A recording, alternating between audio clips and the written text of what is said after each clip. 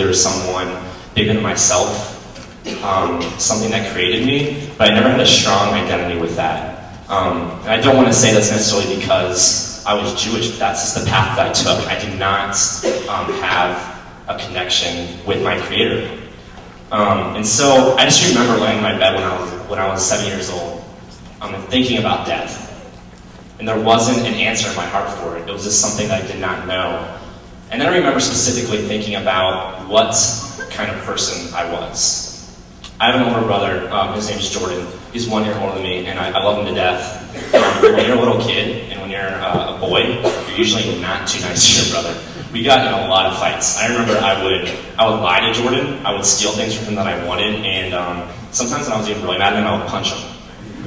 Yeah. No, boys do that. I think it's really, really normal. And so I remember lying in my bed when I was 7 years old and thinking, okay, if this, I know there's some place after death. I know that. I think there's some place after death. I think that. And then it's like, wow, I'm a bad person. I was just thinking about that in my mind as I was laying there in bed, like, I'm a bad person. I don't treat my brother right. He's my own flesh and blood, my brother. And I just remember thinking how much of an ugly person I was. And it was scary. It was really scary. And I remember thinking that I just didn't want to think about death anymore. And at that point in my life, I mean, I guess I was 7 years old. I didn't know it at the time, but at that point I decided that I was going to be a secular person. I obviously didn't call it that because I was 7 years old. I probably didn't know what that word meant, but that's what I was. I was a secular person. I was someone who lived in the world, believed in the world, and that was it. My experiences stopped outside of the world. That's all it was. Just some specific things. I remember thinking and wanting to connect to that idea of what happens after death. I wanted to think about it, but it was so painful. And I think that, honestly, that's why I've been getting people that don't agree with me this week. A lot of the reason why people don't agree with me, because it sucks to think about it. It's not fun. It's not a fun thing to have to think about death and what happens after death and what kind of person you really are. And so I think it's just a hard thing to deal with and a hard thing to talk about. And so that's why it's so easy to go into that state of, man, I just don't want to.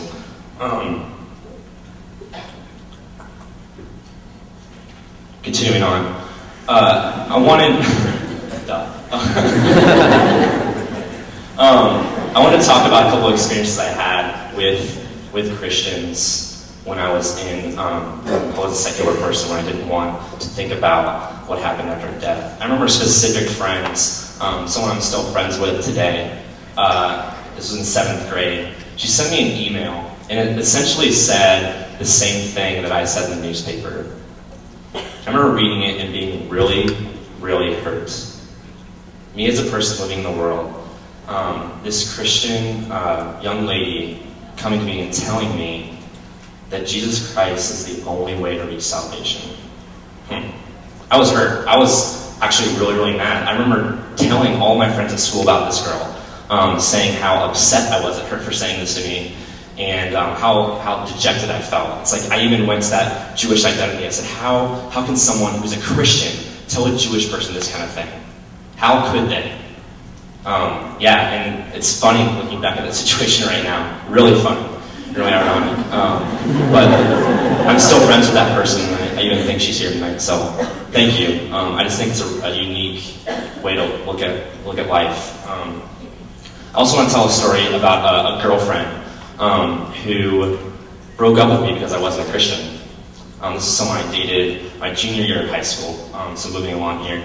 And she broke up with me because I wasn't a Christian. And again, I was really, really pissed off. I didn't like it. I was mad. Why? How can this person think that she's better than me? You know, that's what I thought. So I just think it's really ironic to where I am now. The girlfriend actually gave me a Bible, too, which, you know, made me feel really good at the time, too. It's like, fuel to the flame. Here's a Bible. Don't like doing it, read Bible. Yeah. Anyway, and this was something I didn't even think twice about. I just threw it in the back of my car and didn't even think twice about it. And something I was really hurt by. Basically, what I'm trying to make come to life here is this spiritual awareness that I came to throughout my life.